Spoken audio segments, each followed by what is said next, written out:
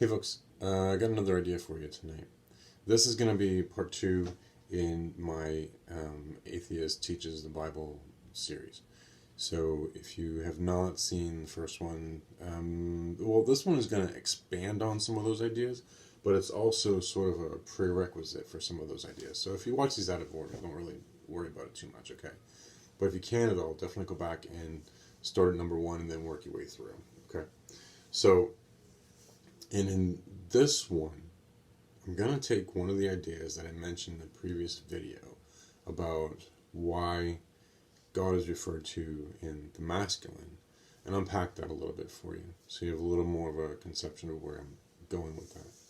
Because as I was thought about it and going over my notes, and I realized that if I'm going to be going through the Bible, there are so many references to God the Father in the masculine, God the Father, that a lot of people might get discombobulated about that because, you know, in popular culture there's the idea that there's, you know, it's like a black woman, or it's definitely a woman, or it's completely genderless, or it's completely whatever it is, fill in the blank. And, of course, you know, I'm coming at this as an atheist teaching the Bible. So why would I even use the term God the Father at all? And I'm glad you asked the question, because there's a really good reason. Now, before I get too far into that, I want to ask you a favor, if you can. I'm trying to do a fundraiser. I've been trying to do a fundraiser for a long, long time. I've got 2 different fundraisers that I'm trying to do. One is, and this is the first and foremost, that it's been going on for a long, long time, and I haven't gained any traction on it yet, so please hear me out. But I'm a very big supporter of installing wells in developing countries, in small villages in developing countries. Now, I know everybody's in economic hardship right now, except for the big corporations who got completely bailed out, but we don't talk about that right now. But all the rest of us are struggling with stuff. So I have a Patreon page. And if you go to my website at www.seanmurdochtalks.com, that's SEANMURDOCKTALKS.com. In there, I have a link to my Patreon page. And my goal is to raise $1,200 to dig wells in developing countries. And the program I'm using is through World Vision, and it costs $120 per well. It's $1,200 to build a well, but you can, anyway, go check it out, right? I lay it all out there on my website, some good information. If you can make a donation, I really, really appreciate that. I do take some of the proceeds for myself to upgrade some of my equipment. Like, I need to get a backdrop. I need to get, like, better cameras. I need to get all that kind of thing. So, but like Jordan Peterson says, yeah, you have to start out badly if you're going to improve. Start out badly, but start. So, I'm starting out badly. Okay, so the second thing is that I'm doing another fundraiser, and if you can or are willing to, in whatever way, support me in either of these endeavors, I'd really appreciate it. But I sincerely want to start a non-profit organization called OHM Projects, and the OHM stands for 100th Monkey. I'll do a whole separate video or podcast about that. But the cost of getting the licensing and everything set up for the non-profits is right around $600. So I'll also set a link to my Venmo. And I will have full disclosure to show like all the funds and how everything goes and how everything is spent in there. But I will be taking 10% off the top from whatever donations just for myself and overhead costs and everything like that. But 90% of the money that goes to the Venmo donations is going to go to starting that nonprofit organization. And I'll tell you a lot more about my plans and ideas for the OHM projects eventually. But eventually, all these my podcast, the videos, all that kind of stuff is going to fall under the umbrella of OHM projects. So, without further ado, Here we go. Okay. I paused for a second because I'm going to edit that first part. I'm going to post this twice so that there'll be like a full version that has like their spiel about fundraising, and then a shorter version that has everything else. So if you're watching the full version, God bless you. If you're not, you won't know because all this will be edited out. Okay. So here's what I want to talk about. Let me back up again.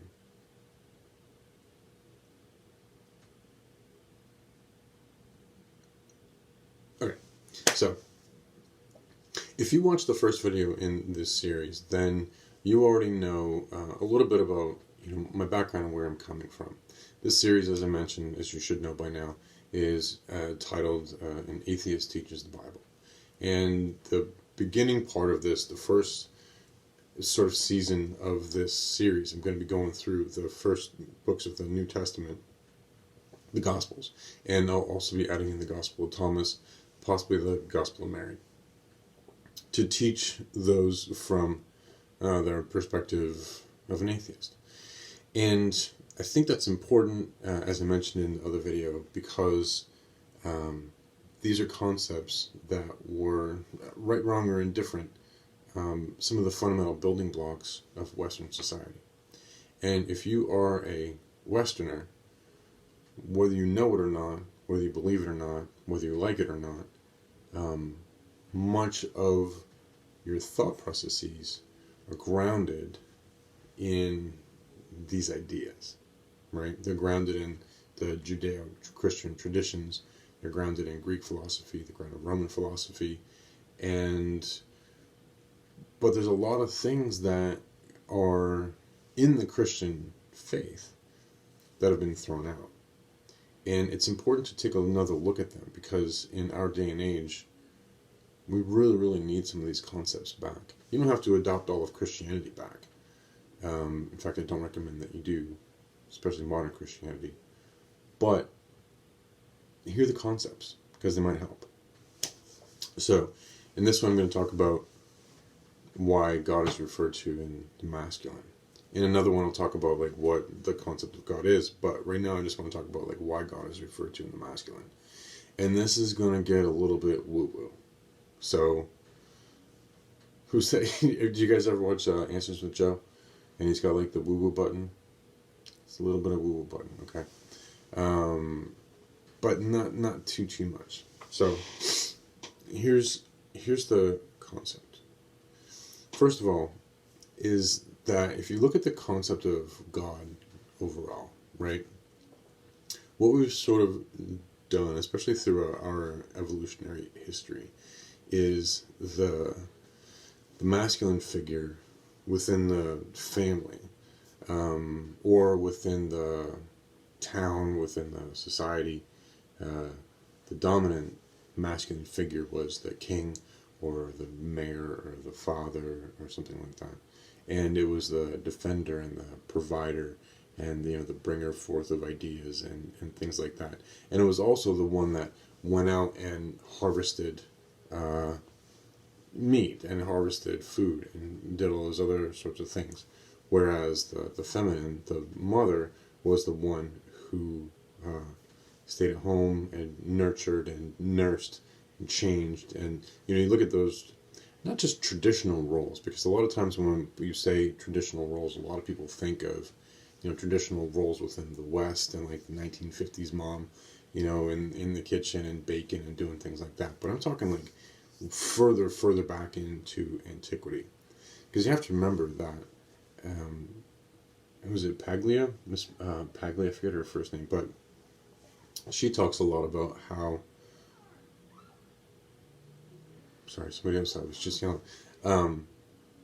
It's just up until recently, there was a very clear division between men and women for a lot of different reasons I won't get into. But women existed in a very different world than men did. It was very rare. Like I'm the type of guy that I'll help my wife wash the dishes, and I do laundry, and clean up after myself, and I do those sorts of things that were always considered traditional women's work. But my wife has a bad back and she can't make it up and down the basement stairs with the laundry, and I don't like the way she folds my socks. So I carry the laundry down to the basement, and I do it, and I fold it, and I bring it back up, and then she puts it away. And that's kind of the system that we've developed, And, but there was a time when that would have been unthinkable, So you can see from that perspective that it would have been easy to look at the concept of God as being this, like, ethereal other thing that, provided food and provided ideas and provided philosophies and provided governance and provided all those sorts of things as being masculine. And traditionally, and I think a lot of Bible scholars and a lot of, philosophers have thought that that is part of the reason why, or the majority of the reason why God was referred to in the masculine. And it's also a lot of the reason why there's been so much pushback to refer to God in the feminine. And, say, well, God's a woman, blah, blah, blah. And I think there's some validity to that. I do think that there's a kernel of an idea there that, humans did consider that kind of thing when they were speaking about God in the masculine.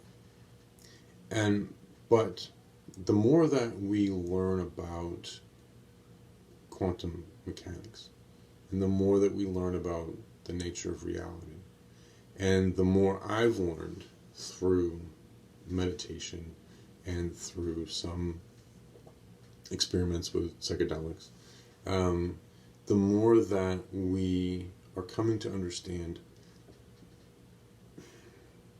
how reality actually works. And I have come to understand that the concept of God being masculine is actually far, far deeper than just us projecting out the traditional evolutionary roles of the male figure within a society or within a family. Because I have to believe that these thinkers, the ancient Hebrew thinkers and the Hindu thinkers and the Buddhist thinkers, and whatever other thinkers were out there who saw this force in the masculine, were much deeper thinkers than we give them credit for. So let me talk a little bit about the nature of reality. I'm going to skirt along the edge of woo-woo here because some of this idea is based on some, I don't want to say fringe science, but there's some new science that's coming out, and that explains some of these ideas. And also, I have a theory of evolution, a theory of light and gravity and how those things are interrelated. So some of that kind of ties into this concept. But I'm going to try and stay away from as much of that as possible. But here's what I want you to think about. Here's what I want you to picture, okay? This is one of the things that I picture when I'm thinking about this, is a seed. Just an individual seed. So I've got a garden in the backyard. And I got, tomatoes and eggplants and all this other kind of stuff. All those different things that are growing. And when you plant a seed in the ground, it starts to germinate and it starts to grow. And we know that the seed is the initial code, it's the initial structure of what the plant is eventually going to become. And it's all kind of written in there. And then once you incorporate water and soil and the nutrients that it needs, and then it gets up into the air and it gets, it gets the carbon dioxide and it gets the sunlight and it gets all that kind of stuff, then it starts to grow out, right? But the shape of that plant, the shape that plant is going to take, is locked in. I mean, you can almost say that the seed is like a CD, maybe. You plug it into the CD player and it plays the music, right? Or you could say that it's a computer hard drive, that has some DNA or RNA or whatever it is that's in there. When you plant it into the ground, it's like putting, a USB into your computer, and it runs a program, and it gives you access to all these other sorts of things, right? Or maybe you could say it's like, a 3D printer, and you design this sort of thing, then it comes out like into the world. But either way, the way that we understand computer language now is that we could easily translate that idea into what happens with a seed. Is that the seed is the initial computer language, and then it naturally grows into whatever it was going to become anyway. And there's millions of different variations, but generally a tomato plant is a tomato plant, an eggplant plant is an eggplant plant. That's not funny, sorry. But what is that doing? And this is where I got to tap into a little bit of my psychedelic experiences. Because one of the things that I saw one time I was having a mushroom trip a long time ago, is I was shown how life sort of comes into the world. I did a podcast about this. It's called What is Life? If you're interested, go check it out on my website. But it's how life comes into the world, and how like an energy potential starts to break through from the unified field, if you will, into this realm of reality, right? And what it's doing, there's an energy potential that is out there in that unified field, and in that unified field is ideas and thoughts and memories and all that kind of stuff happens like in the unified field, right? So in fact, if you want to picture the unified field, I can show you the unified field right now. You live in it. You're walking in it right now. I can give you a quick tour of the unified field, and there's no mystery or woo-woo or nothing, okay? What I want you to do is remember your first day of school. Just remember your first day of school. So for me, it was my first day of kindergarten. It was the mid-1970s. I was wearing a blue button-down polyester shirt with a big wide collar on it. I was about like this tall. I was just a little guy with like tow blonde hair, and I had a backpack on, and I was wearing polyester plaid pants and sneakers. And, I thought it looked pretty slick. And I was a little nervous because I was going to a place. We had just moved to a new place. I didn't really know anybody. And I knew my cousin, but he was in first grade. He was a year ahead of me. So I was walking to school with him on my first day of kindergarten. My folks had separated by then. And my dad was already at work. And, my older cousin was already going to school, so I was staying with my aunt at the time, and she just said, "Hey, Sean, go walk with Stephanie, who's my older cousin. I think she was already in second or third grade, and Jeffrey, who was already in first grade, and go walk with them to kindergarten." And I just remember walking down the road, and I walked in, and everybody was nice, and they welcomed me in, and we started kindergarten. And that was my first day of kindergarten. And what I just did there, and what you did, as I'm telling you my memories, and hopefully you're remembering your first day of school, you're reaching into the unified field for that. Now, some of this has to do with my own theory on memory, but we'll get into that right now. Because if you think about the images that are in your mind, and the images that you can remember, and the colors that are there, and the smells that are there, and the sensations that are there, okay? None of that exists here anymore, right? All of that exists in what we call the past. But we can retrieve it at any time, right? And if we wanted to, we could take that memory and we can recreate it. We could recreate it in film. I could recreate it with actors. I could recreate the clothes. I could recreate all those other sorts of things, so that in our current reality, there would be another depiction of that same sort of thing, as close proximity to the real thing as possible. All right, so where am I going with all of this? in that unified field, right, there are some energy potentials and some possibilities that are so strong that they push their way through, right? And that's what a seed is. A seed is a thing that it has almost the same sort of thing that you have in your memory, right? Where it accesses the unified field and it brings into our frame of reality the thing that it has to be, right? So the way that I think of a plant is that each individual plant is a song. It's a series of vibrations. You've seen those things where they took the bits of sand and material and they put them on a plate and they play different sounds and musics to it, and it has like these different shapes that kind of vibrate, and it changes and shifts, and has different standard forms that it makes when different sounds hit it, right? Well, somehow the sounds we can't hear, but that doesn't mean that they're not there. That there aren't energy vibrations that can be translated as sound. So what that seed is doing is it's saying, hey, I'm going to sing this song. I'm going to be this vibration. I'm going to be this energy pattern. And when it goes out into this frame of reality, it is taking on the form of whatever the energy pattern tells it it's supposed to be.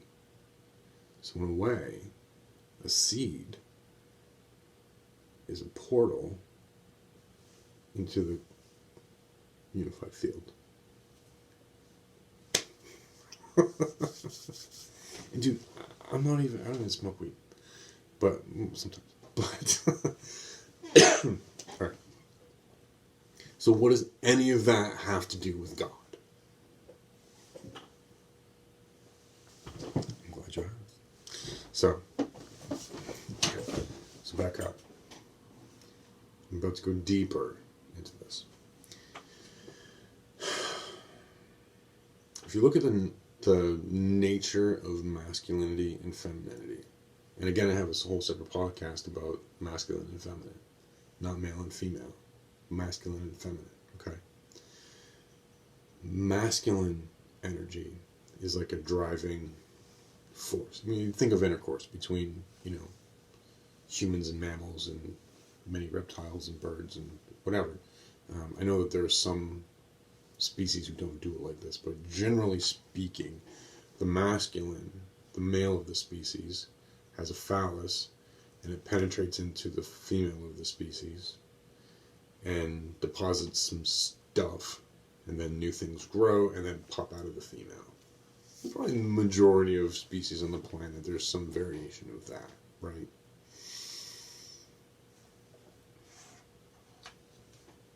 So, but again, I want you to take the idea of the male and put that aside. And I want you to take the idea of the female and put that aside.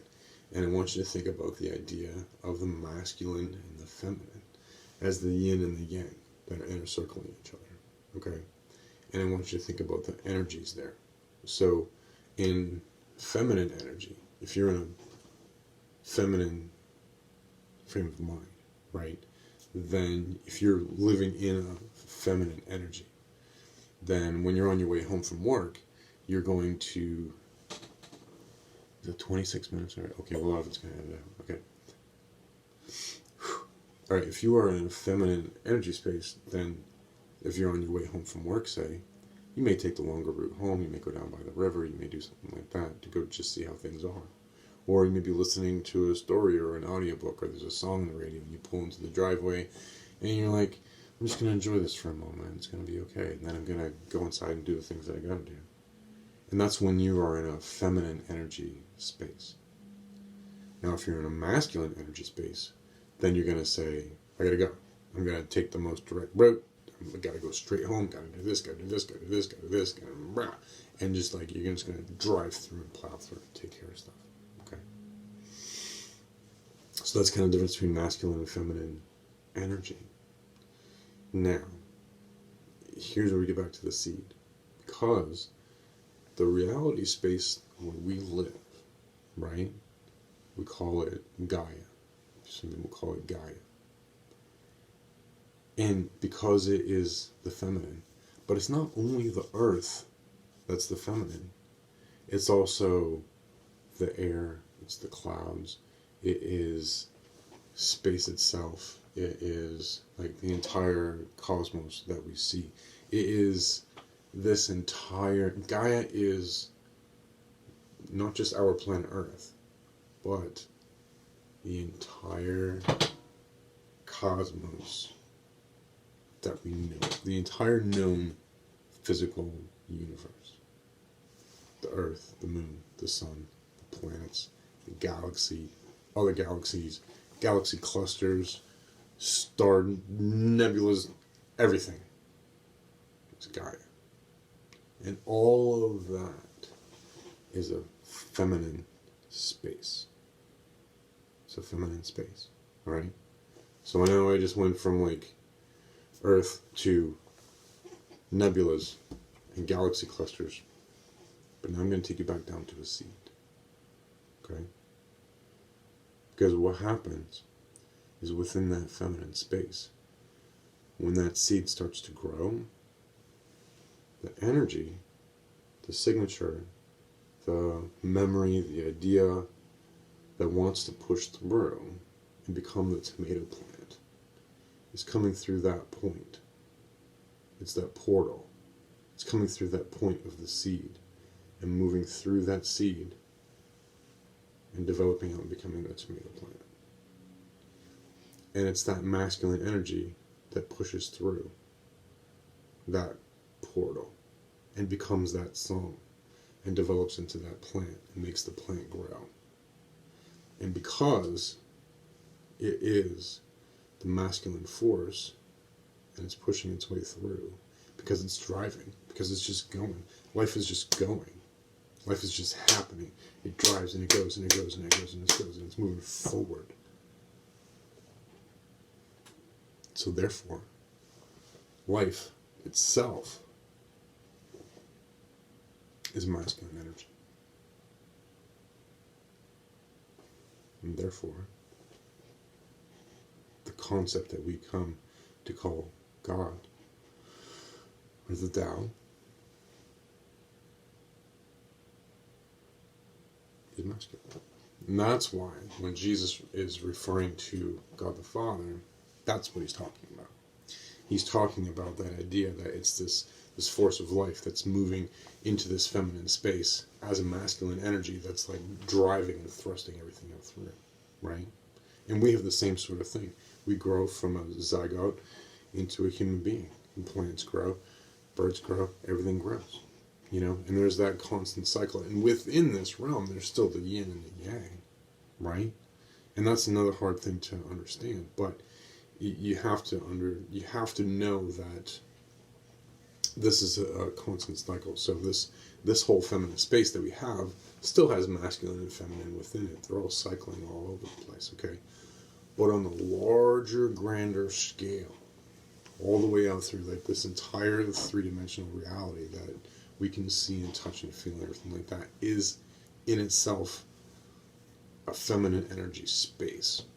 And everything that comes through the unified field, through each individual point, through the zygote, through the apple seed, through the whatever it is, through the idea, through my mouth, right? The ideas that are coming, that are processing through my brain and coming out of my mouth and going into your ears. All of that, that's bursting out of anything.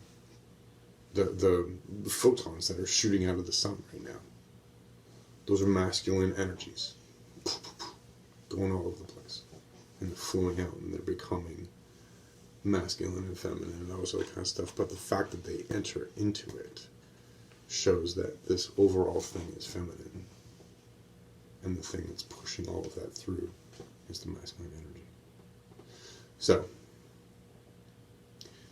as you're watching the rest of the videos, when I say God the Father, I want you to think of that.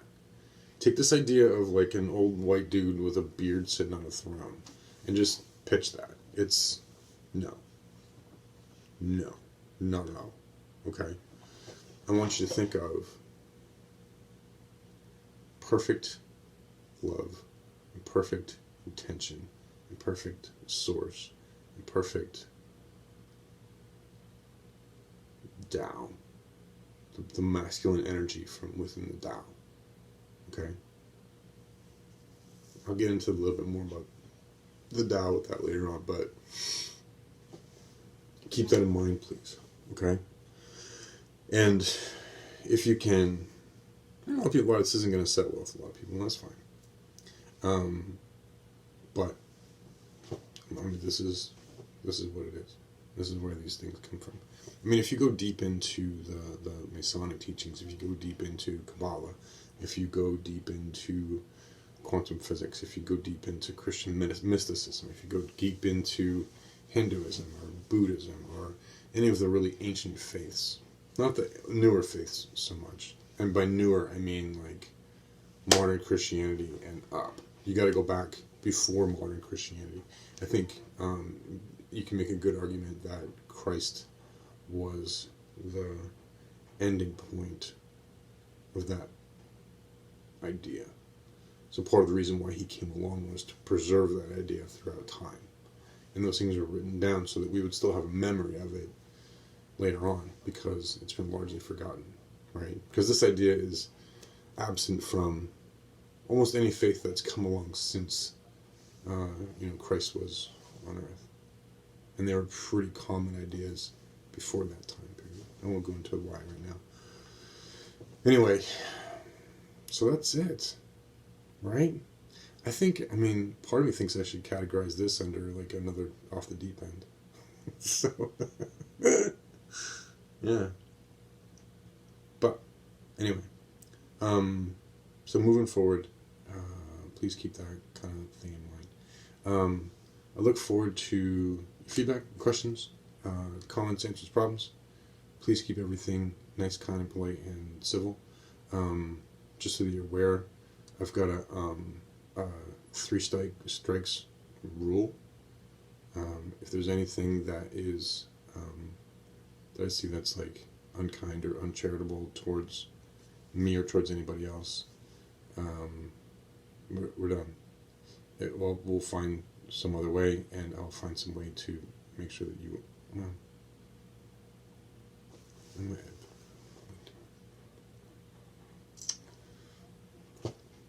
Anyway,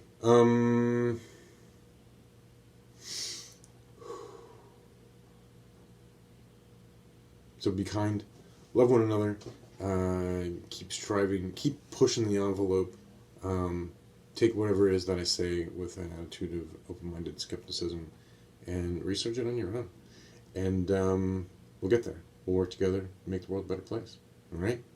Love you very much. Talk to you soon. Bye.